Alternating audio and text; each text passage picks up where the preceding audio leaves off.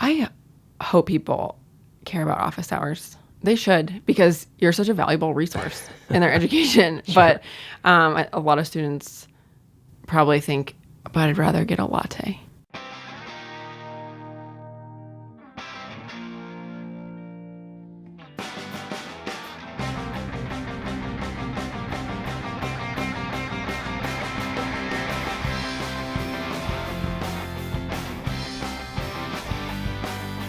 This is A New Angle, and I'm your host, Justin Angle, marketing professor at the University of Montana. This podcast is my chance to speak with cool people doing awesome things in and around the great state of Montana. We are proudly underwritten by First Security Bank and Blackfoot Communications. All right, welcome back. Thanks for tuning in today. Super excited about this episode. It's kind of a geeky episode again for me. Last week we geeked out with Kevin Cohane on all things brand, and this week I geek out with Micah Larsen on all things communications science.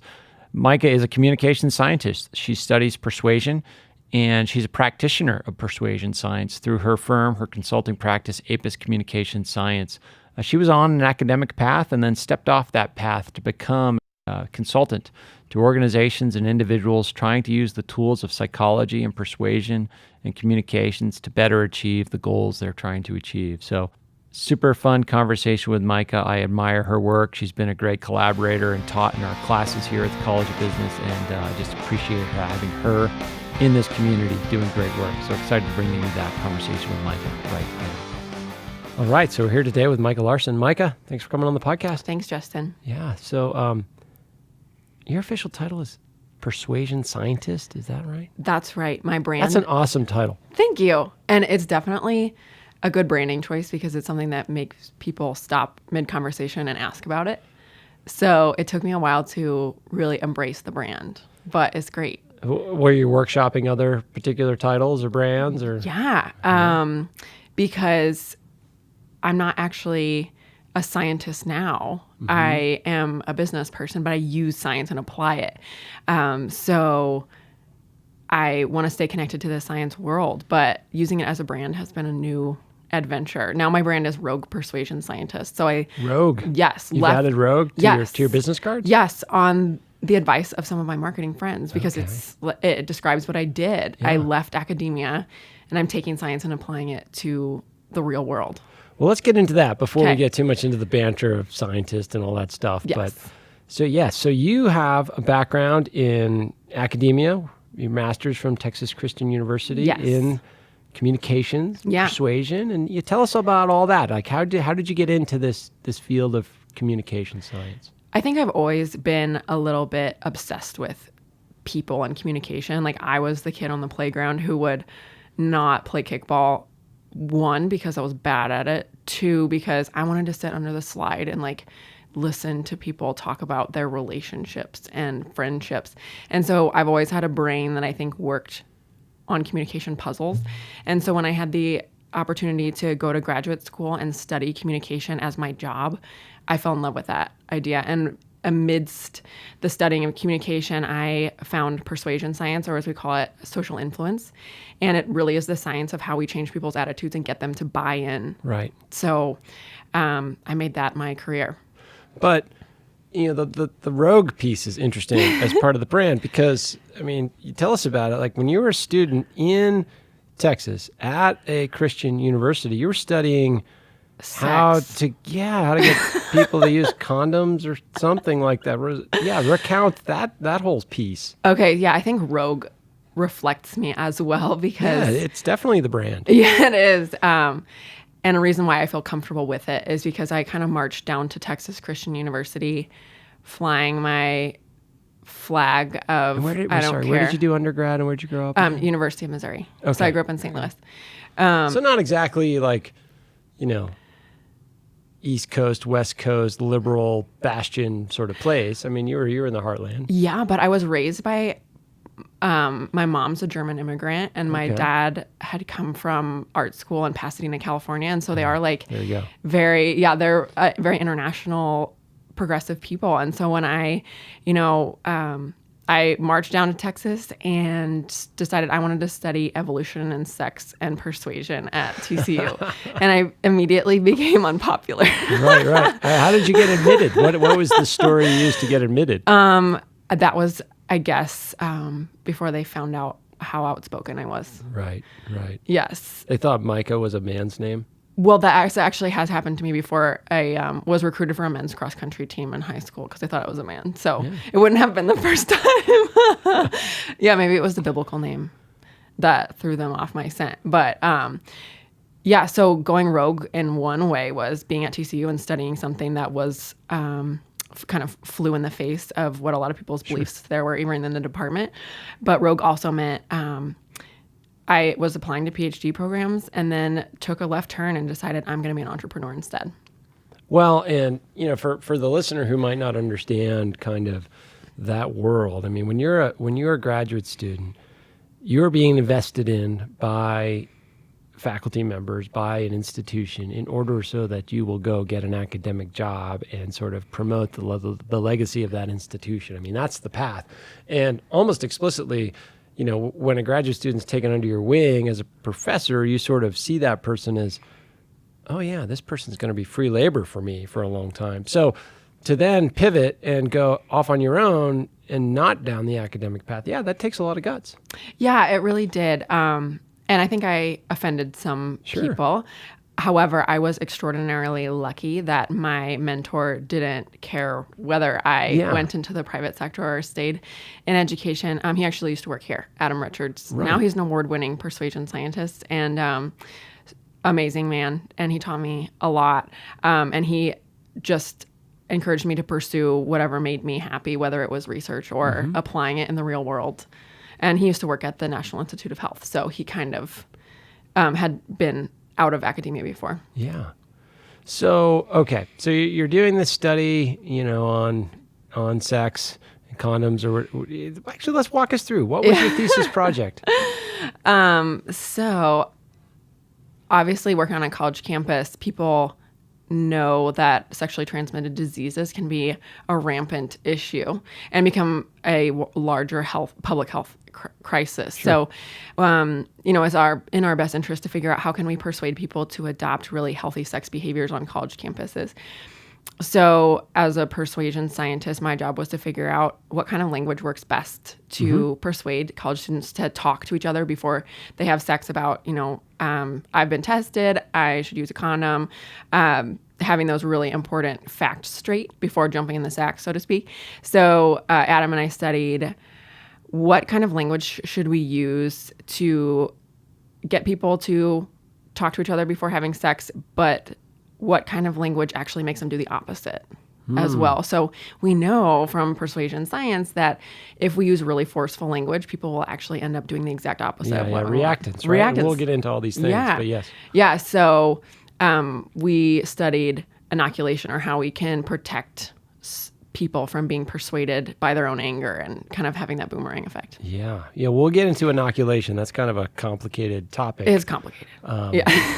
But so you do this study, and at what point are you thinking, okay, I want to go out on my own and kind of be a practitioner of these tools? Yeah, it was because I was really poor. And that's an important factor. Yeah, anyone who's been in grad school knows it's kind of like a ramen noodles type of time. And your husband, he was in medical school at the time, is that, or what? Yeah, we were just dating. He was in med school, graduating. And another sort of delayed path to income. Yes. Yes. Delayed path. Oh my gosh. Yeah, we're still on it. So I actually got a lot of people, graduate students, take out loans to kind of pay the bills, but I didn't have the option so much. So I instead got a job in the Texas House of Representatives as a director of communications. You leave TCU and you go working for a congresswoman from Texas, right? Yeah. Or state representative. State Representative Nicole Collier of District 95. Yes. So it was an amazing opportunity to help craft her message and be persuasive from the Texas House perspective. Right. And so how kind of welcoming were they of your sort of emerging rogue persuasion scientist brand? So that was before I had the brand, but it definitely planted the seed in my mind because they were super open to it and they were excited to have someone who came from not a political standpoint, but a communication science standpoint, and we're very open-minded to that. And it ended up paying off because people started to try to poach me from her office because I was doing a good job, which was super gratifying. Right. Good job in terms of crafting messages that were influential, designing outreach campaigns that were moving voters' minds. Is that kind of how your performance was looked at? Yeah, I actually think my wheelhouse was speech writing. Okay. Which is extremely powerful to, she gets up on the steps of the Texas House in Austin and speaks to crowds of hundreds to thousands of people about women's rights. And so it's my job to be the voice there and get people on board, not just to vote, but to get invested in the process of the civic process, and get invested in Texas and how politics touch their lives, and tell stories. And so that was like creative and science skills married together, and it was remarkable. But my first task ever she gave me was to write a comedy roast. Interesting. And that was terrifying because comedy is really hard. It is hard. And I think people think it's easy, but it's exceedingly hard. Oh, yeah. It's definitely the hardest job I ever had there. It was the roast of a 100-year-old Black Republican. Oh, geez. Yeah. That's a little fraught. It went over great. I wasn't actually invited to the event, but I sweated a lot, I think, when I was trying to write it. Sure. So you get thrown to the wolves. You kind of have to be innovative, creative, crafty, prove your worth. And then, at what point are you thinking, okay, I'm going to take this show independent and do my own thing? I actually was kind of in the ends of my master's program, and it was time for me to make a decision. What am I going to do? Threw away my PhD applications and picked up an application for the CIA because I wanted to be a data analyst. Sure. And started going through the interview process and made it through a couple steps there. But I come from an entrepreneurial family, and something really struck me about the independence that I would get from leading my own circus, like you said, so to speak.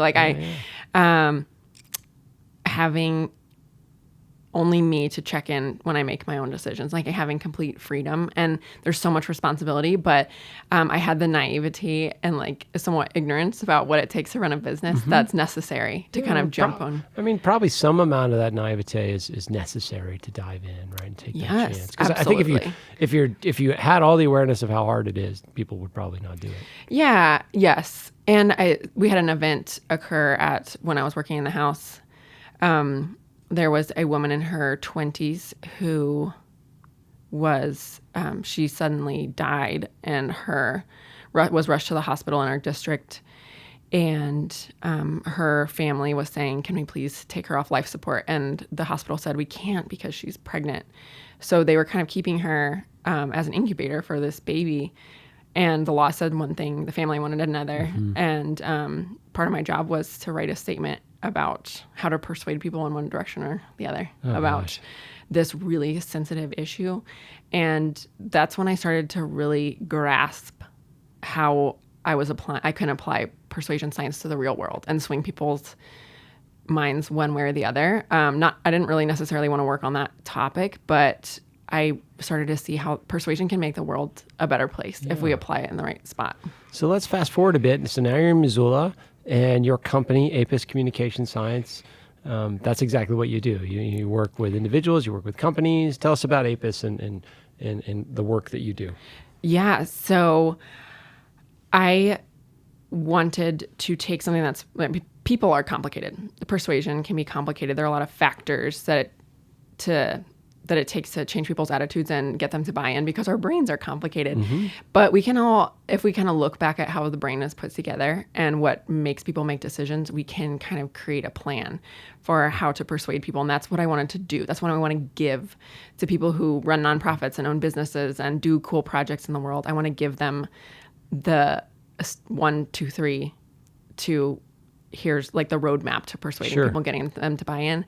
That's what Apis does. So I was living in Wyoming a few years ago and just had one of those lightning bolt moments when I thought, how am I ever going to make it easy for people to learn how to persuade?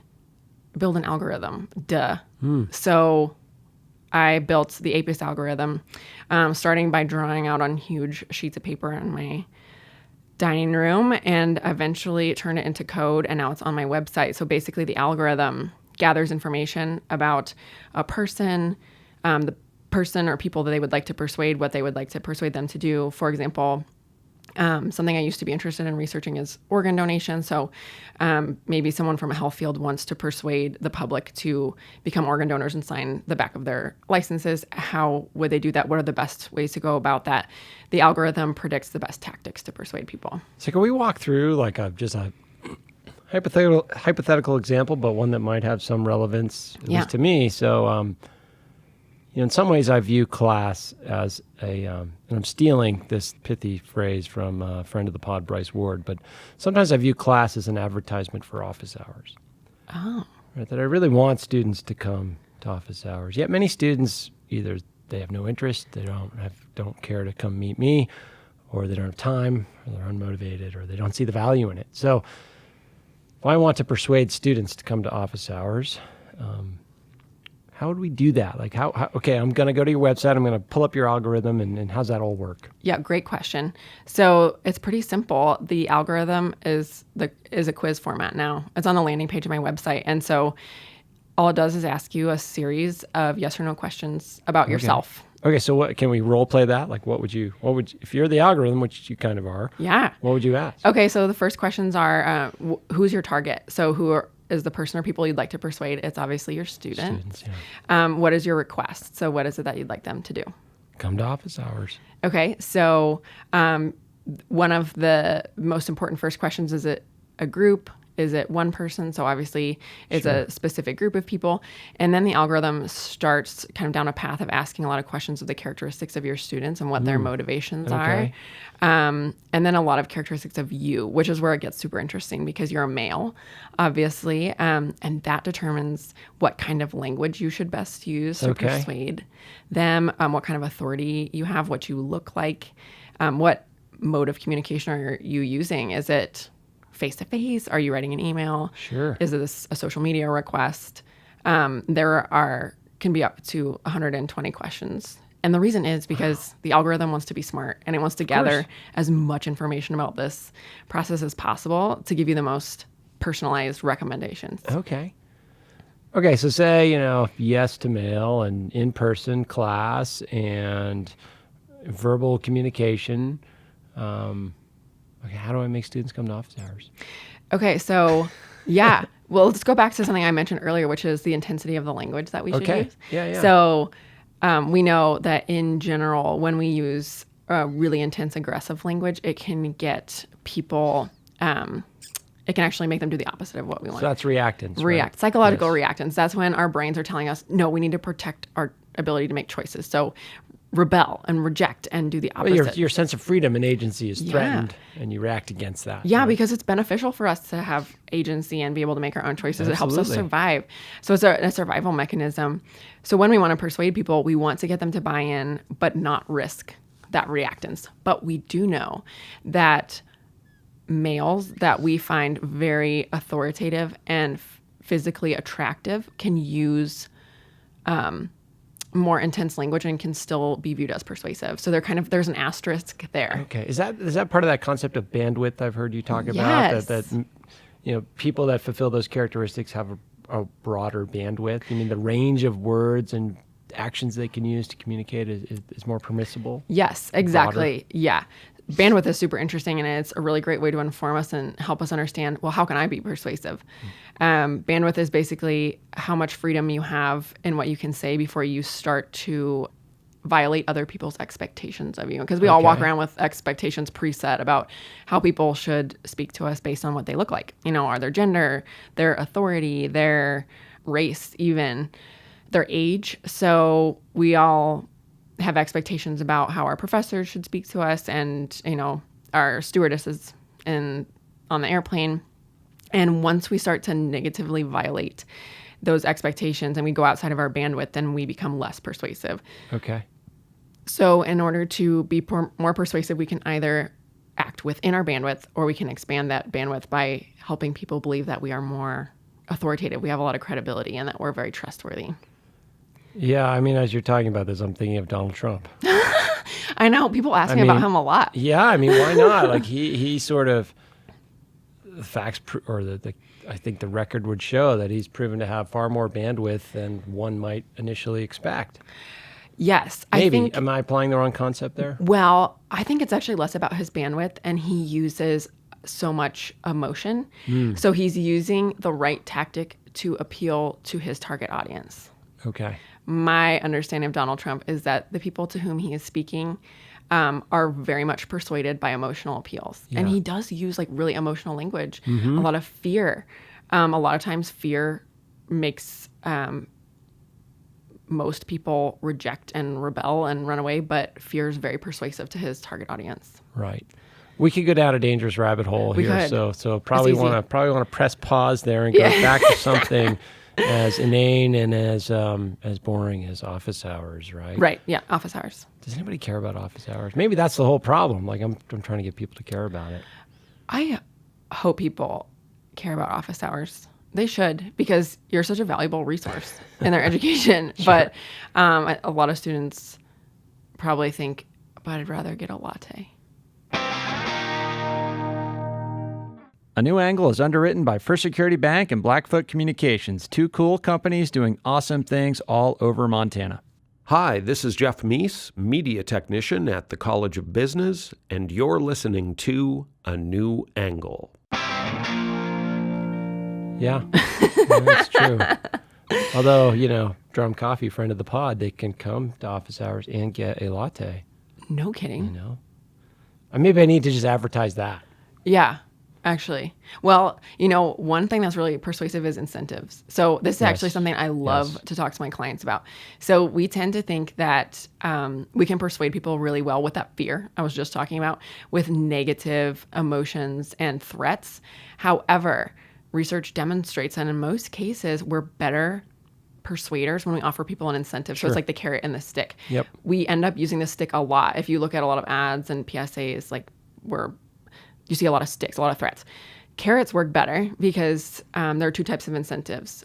Internal incentives, so those things that give us like satisfaction and acknowledgement and recognition and feeling good about ourselves, those tend to work to persuade people in the long term. And then there's external incentives. So those are like rewards, like a latte or a $100 gift card or a new car or something. And those work really well to get people to buy in the short term. Yeah, and the same thing can be framed in multiple ways too. So, to the office hours example, and let's close that example right with this, because probably nobody nobody listening except for me cares about it, I'm sure. Well, I do. Okay. Well, N of two. But yeah, so coming for an office hour visit is 5% of your grade, and if it's framed if it's framed punitively, like, hey, you have to come to office hours, it's 5% of your grade. Yeah. That's kind of a non-starter. But if you frame it like, well, do you want 100% on an assignment that's 5% of your grade? Like, do you want 5 points toward the 100 points for this class? Just show up. Yeah. Yeah. I think that you could layer a lot of easy tactics for this one example. Like, for example, social proof. So that's evidence that we give. Right, that it's actually valuable. Yeah. Or that other people have bought into this request. Right. So this is one of the easiest examples that we use, like when we give people, we showcase our testimonials. A friend of mine, Mallory Oteriano, she owns a website called Kind Apparel, and she does something really cool on her website that gives people social proof. And I don't know if she was aware of this, but I actually told her about it today. So when you're cruising her website, looking at her amazing women's sportswear, a little pop-up will come up in the left-hand corner of the website that says, someone just bought this dress. Yeah. And so social proof is when we give people evidence that others have bought into our request. And so in your office hours example, like keeping a public list of people who have come to office hours and gotten that 5% of their grade, that's really persuasive. We tend to be persuaded by the herd. We want to go with what the herd is doing. Yeah. To a certain extent, though. Yeah, because we want to be unique. Right. And we want to be novel. But that's a conscious decision. When we make a lot of decisions subconsciously, because our brains are built to be really efficient. And so if we were to walk around and really think critically about every single decision we made about taking the elevator versus the stairs, or where to park, or should I get 2% or skim, our brains would be overloaded. So we make a lot of decisions like turning left or right subconsciously. And so that's where social proof persuades us, in that kind of subconscious realm. Once we start making conscious decisions, then that's when we think, well, I want to be novel. I want to be different and differentiate myself. So they're both persuasive in different contexts. Right. I'm thinking of optimal distinctiveness theory, right? And so, I think that's Marilyn Brewer. And each one of us has this notion of what the optimal level of distinction we should achieve. Some people follow the herd all the time, and they're totally comfortable in that. Other people reject it all the time, and there's everything in between. And so what are some of those, something I hadn't thought of or realized was the following of the herd piece is automatic in many ways, and then the rejection of the herd is a conscious decision. So what are some of the things that turn that on and off, that if I'm a herd follower, what are some switches that would turn on my conscious awareness so that I would think, no, I'm going to actively reject the herd here? Does that question make sense? Yeah. So here's what I know about the sameness versus differentness kind of problem, is that it follows, our pattern of behavior follows what's called an inverted U shape. And that is kind of like if you turn the letter U upside down. So on one side of this, U is follow the herd all the time. The other side is do our own thing all the time. We kind of like the most attractive, desirable place to be is right in the middle. And that's why that top of the U is so high, because most people want to fit in to a large degree and make a lot of automatic decisions and not stick out too much. But when it comes to certain factors that probably have a lot of relevance and meaning, they want to be distinct and differentiate themselves and be really novel. If we think about it evolutionarily, which to me is how we explain most of human behavior, is that it's very beneficial to us to be part of a group and be viewed as part of a group. We get protection and resources and really pivotal relationships from our social group. However, we can attract more attention if we're a little bit unique. So it doesn't benefit us to be an extreme either way. So we have to kind of ride that middle. And it's kind of like, I think when we're trying to decide which part of the U shape to be on, it's like, should I buy those shoes, or will people think that I'm super weird? That's one moment where we're struggling with what side of the U shape to be on. Is this haircut too weird, or should I do something more low key? Sure. Okay. Did I answer your question? I think so. It was different enough. Let's put it that way. Okay. Good. I kind of hit the joke there. Yeah. Okay. So you've got this algorithm. What are some of, what's a typical client that comes your way and needs your help, and either through the algorithm or through an in-person engagement, because you do so many different things. I mean, if you go to Micah's Facebook page or YouTube page, she's got these awesome videos, tons of writing, blogging, just your site and your presence online is such a wealth of valuable information. Thank you. And people find you through that content, but what are they kind of looking to do often? My clients are people who tend to be working on marketing and sales. Okay. Especially marketing. Okay, because you're a marketing expert. So there are so many moving parts in a marketing campaign, and it takes a lot to make something successful. And so for someone who that's not even their primary job, and they run a business, or they don't come from the world of marketing, it can be very difficult. And we're always trying to find something that will put us ahead of the curve and help us beat our competition. And so people who are really savvy and really like professional development and want to enhance their skills and do marketing, those are my clients, especially for mid-level businesses. Sales to some extent, but it tends to be people who are into marketing strategy. Okay. Because I'm marketing technology. I'm a new way to look at marketing. Yeah. And persuasion isn't sales or marketing. It's like an add-on. It's like a way to superpower boost all of that. Superpower boost. That's pretty good. But I like to work with people who are doing some kind of socially conscious project. Yeah, that's a thread that comes out in your work. You sort of, and that's a criticism of marketing that I sort of try to grapple with all the time, is like, do we want to sell more pieces of plastic that are going to end up in a landfill to people that don't need them or Right. can't afford them. Like, no, actually, we want to maybe help people make decisions that are better for them and their own welfare and the welfare of their families and maybe the good of the planet, all those things. So Yeah. you're trying to maybe affect some positive ends on those dimensions. Yeah. I think of my friend Blake Nicolazzo when I think of this, because she owns a marketing firm and she really is picky about her clients. She wants to work with socially conscious brands who are, she cares about grizzly bears and reducing plastic, and that's how she chooses her clients. And I'm similar, where I choose carefully who I work one-on-one with. And in Missoula, I'm lucky because there's a wealth of people Yeah. who have amazing ideas in an entrepreneurial setting.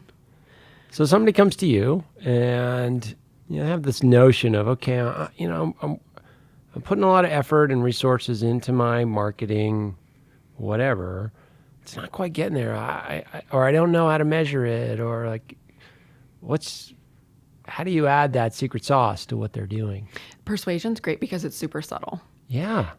It's not a marketing campaign. It's the little nuances that we add on to our sales, our marketing, our emails, our conversations, our ads, our Facebook posts that get people to buy in. So Yeah, let's give an example. Like, Yeah. what's an example of a campaign that was just flat that you can give a subtle twist to, or all of a sudden you're getting some traction?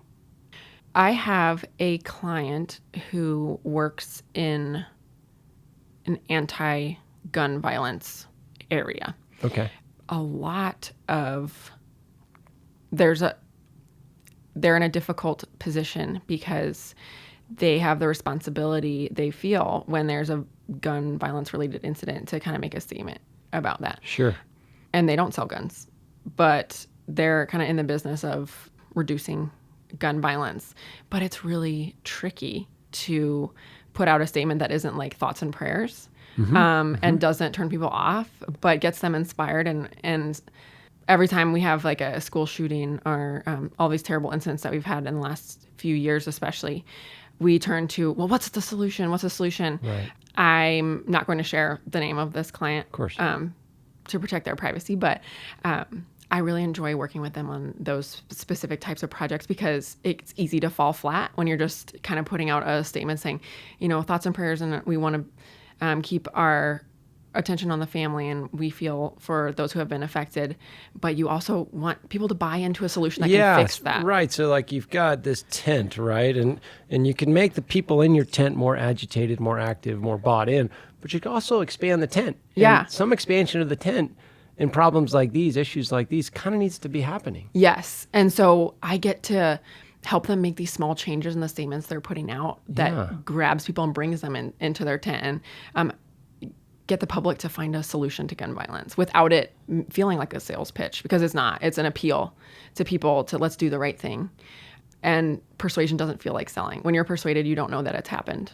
Right. Right. Okay. So that kind of leads me to this next line of inquiries. I know we can't, you've got sort of client privacy issues, so we can't like sort of break down real world examples in a way, but maybe we can pick your brain on, you're schooled in the, I don't want to say dark arts, but this toolkit of persuasion. So what are kind of like the top 5 things that we as parents, as educators, as spouses, as, friends, whatever, children, what should we be sort of aware of as far as our powers to influence when we want to, but also maybe red flags that we should be aware of when people are trying to persuade us? Yeah. Okay. So a red flag is when you're in a sales situation with someone, or you think that you might be, someone might want you to get out your credit card for some reason. Be aware if you feel like you start to like them a lot more than you think you should for the amount of time you've known them. Interesting. Because good persuaders enhance liking. So actually liking of a person vastly even more than how much we like their product is the best predictor of whether people will buy It's in. got nothing to do with whether I want the car No. or need the car, right? No. Just if I like the salesperson. Yeah, like relationship marketing, right? So good persuaders can read their target and create similarities and associations Okay. and enhance Pattern their liking. matching of some kind. Yeah, synchronizing with them sometimes. Yeah. And so if, like, for example, you're going and looking at a car and you are like at the end of 20 minutes, you're like, I could go get a beer with this salesman. You're being persuaded. Interesting. Yeah. And that's like a car salesman is an overused example. Of course. Yeah. It's an easy one to use, but for many reasons. Yeah, not to give car salesmen a bad name. Like they do a good job. They can be very persuasive. Oh, many of us need cars. Yeah, so that's a red flag. But so if you feel yourself liking the person in inordinate amount. So one, that's not a thought that occurs to many of us at any given time. So maybe that's just the rule, is like, pay attention to why you're liking this person and if it's substantiated by, more than 20 minutes of experience. Yeah, and sometimes a feeling of obligation that we ignore. Like a lot of the persuasion tactics that I teach motivate people based on our natural desire to want to keep our relationships balanced and reciprocate. Sure, reciprocity, yes. Yeah, exactly. There are a lot of different reciprocity tactics, but sometimes when you have that like gnawing little feeling of, I feel obligated to give or buy in, you're being persuaded. Red flag. And I'm doing something which is unusual, which is telling you how to protect yourself against persuasion, but I think that's ethical. Yeah, I think so. Too. Just as ethical as my job is to help the companies I believe in persuade other people. Well, it's about making better choices, right? Yeah. And there's people trying to persuade us to do all kinds of things. So all the time. Yeah. And it is, like you said, a dark art. People do view it that way. It's not coercion. So when you persuade people, the targets always have the option to say no. And it's not forceful. And persuasion is never like a hard sell or hard close. My view is that hard sell and hard closing is ineffective in the long term and unethical because you're using pressure tactics. And I think there's a more efficient and effective way to get people to say yes while allowing them their free will, not making them uncomfortable, and being smarter, which is using persuasion.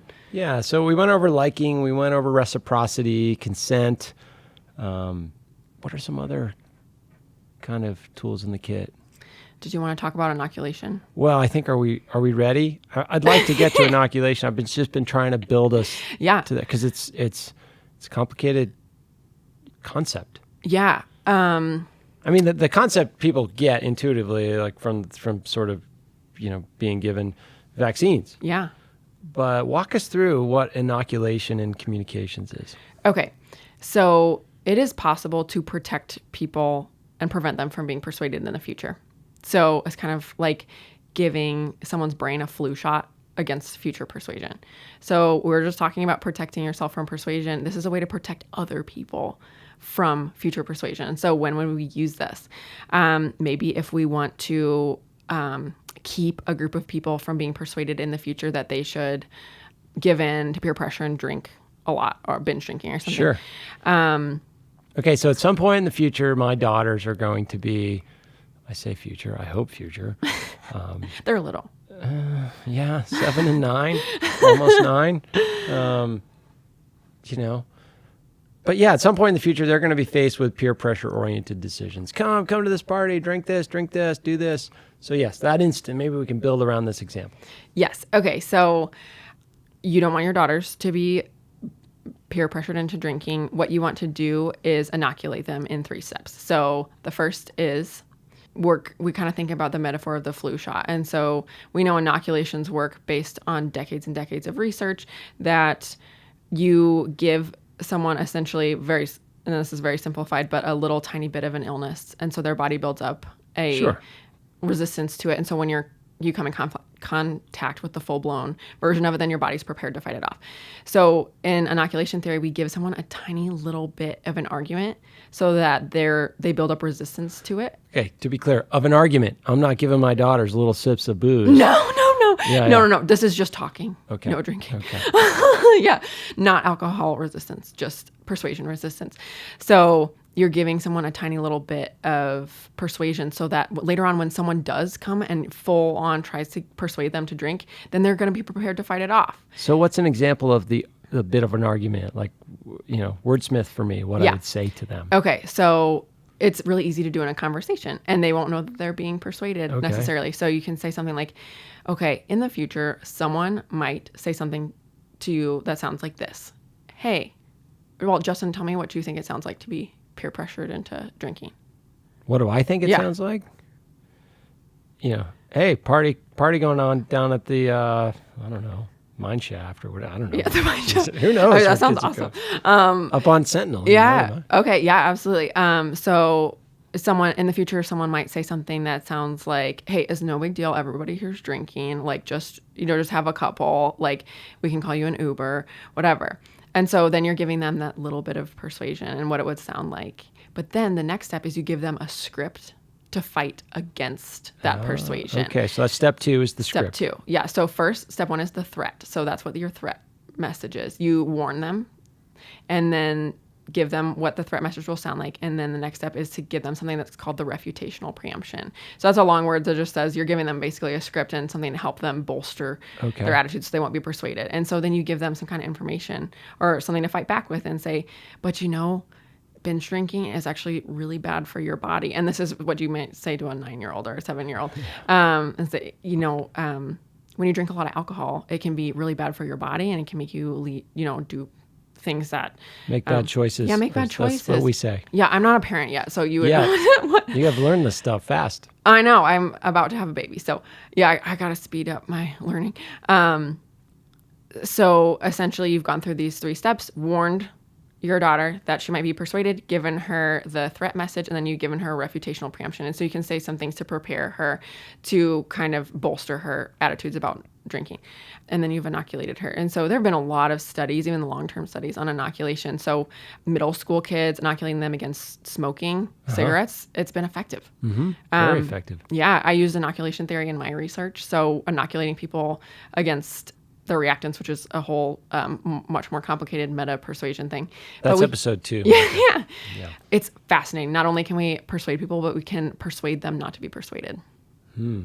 That's very meta. It is. To get my head around But that. you know what is important to know is that it's my job to know those complicated things. My job is to make it super easy for other people to do it. And I give instructions for how to persuade in, 5 minutes. So you don't have to know how to inoculate people. I'll teach you. So maybe that's a great way to wrap this up, Micah, is how can people sort of, one, if they found this stuff interesting, how can they learn more about it? But more specifically, how can they learn more about your work and get your help if they need it? Yeah, so I have a YouTube channel where you can watch me. It's Micah Larsen. Larsen. Larsen, as my husband would say, En, like the Danish people. So, I put up a lot of free YouTube videos because I think this is information people should use. Mm-hmm. However, where you're really going to learn how to be persuasive in about 5 minutes is on my website. So there's kind of 3 steps to using my persuasion pollination program. Get on the APIS website, take the free APIS quiz, and that's where you learn which tactics you should be using to get people to buy in to your request. Then you can subscribe to my content.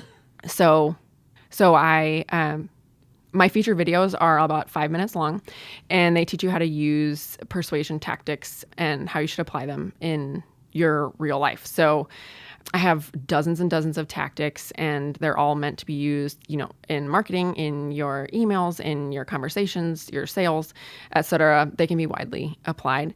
And from there, I also have a closed Facebook group, and I'm actually starting really cool webinars. I think by the time this airs, I will have one the next week. So awesome. My first free persuasion webinar is January 22nd at 6 p.m. It's going to be a Zoom conference. And so I'm inviting people to listen in, and I'm going to give persuasion advice and answer questions. And I can't wait to share. Where's that going to be? Or, where? How do people sort of log into that and consume it? Yeah, visit my Facebook page or send me an email via my website. There's a contact page on there, and I'll send you the link. My whole idea is that persuasion is complicated, but it doesn't have to be complicated for you, because I can teach you how to be persuasive in at least one way in about 5 minutes. So it's my job to break it down. Yeah. Well, you're doing awesome work, important work. We appreciate it. Thanks for coming on and sharing a little bit of your wisdom. And I encourage people to just get out there and take a look at what's going on at APIS and with what Mike is doing. Thank you, Mike. Thank you, Justin. It's an honor. Thanks. All right. Hope you enjoyed that conversation with Micah as much as I did. Check out her YouTube channel. Just Google APIS Communication Science and you'll find it. awesome content, useful content coming out on a pretty regular basis. Okay, next week, Andrew Seligson and Andrea Vernon. Andrew is the president of Campus Compact, a nationwide organization dedicated to creating service learning opportunities on college campuses. And Andrea is the director of the Montana chapter of Campus Compact. And I think they actually call it the Montana Compact, and we get into that in the interview. So anyway, excited to bring them to you next week. Remember that A New Angle was brought to you by CED, Consolidated Electrical Distributors. By now, you've been listening long enough to know that these guys are big and that they sell pretty much everything electrical you would ever need. But you might not know that they hire a ton of University of Montana students. If you want to learn more about careers at CED, visit cedcareers.com. It's a great website name. Before we go, I want to thank some important peeps. Comzar, Elizabeth Willie, interns, Aspen Runkle, Mason Dow, and Max Gibson. Huge thanks to VTO for the tunes, and finally props to Jeff Meese, our master of all things sound. Before we go, if you have any questions, suggestions, comments, insults, whatever, please email me at anewangle@umontana.edu. Help us spread the word, and be sure to use the hashtag #anewangle when you do. Thanks a lot. See you next time.